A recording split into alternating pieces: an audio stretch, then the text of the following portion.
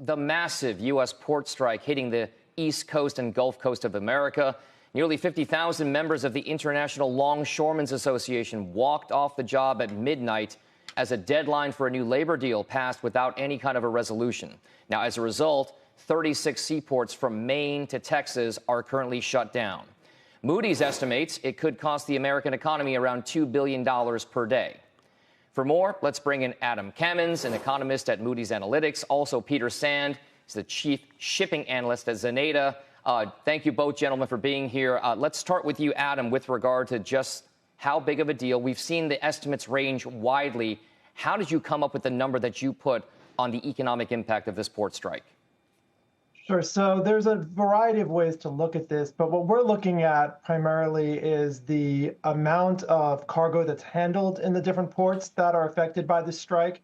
Understanding there's some offset from some of that cargo being moved to other ports, companies stockpiling inventories, but when all is said and done, we think that number represents about the amount that is exposed and that is going to lead to economic losses in the near term. Although it's worth keeping in mind, right, that number is not static, that as we go, the longer this strike goes on, the more likely that those daily losses are going to increase even on a day-to-day basis.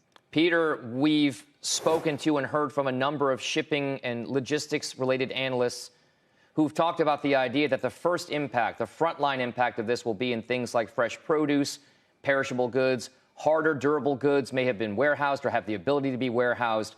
What exactly does it mean for the U.S. consumer? How quickly will Kelly and I and everybody else start to feel the real price impact at the stores that we shop at? Within a few days, you will probably see the impact from fewer perishable goods to choose from when you go shop groceries, right?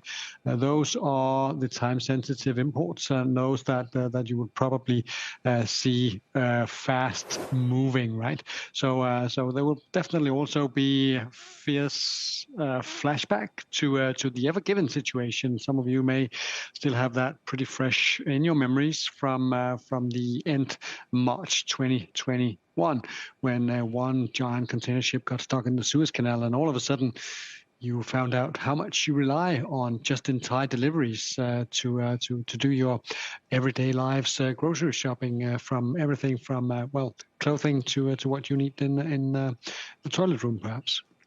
Adam, do you agree with those who think that commodities could spike in price as a result of this? I think commodities could increase in prices. I think a spike is probably a little bit strong.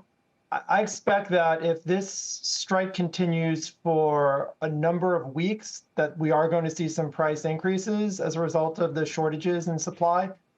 But I don't think it's enough that it's going to roil the consumer necessarily. What I worry about more is that we lose some of the progress that we've been making with respect to inflation, and that the Federal Reserve may be asked to pause cutting interest rates, and that could have some broader economic ramifications.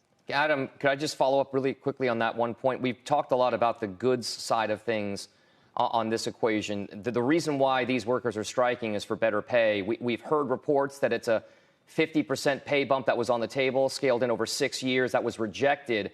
What exactly then does the longshoremen's personal finances and economics look like if that's the deal they just turned down? What is it that actually gets them to say yes to a potential labor deal?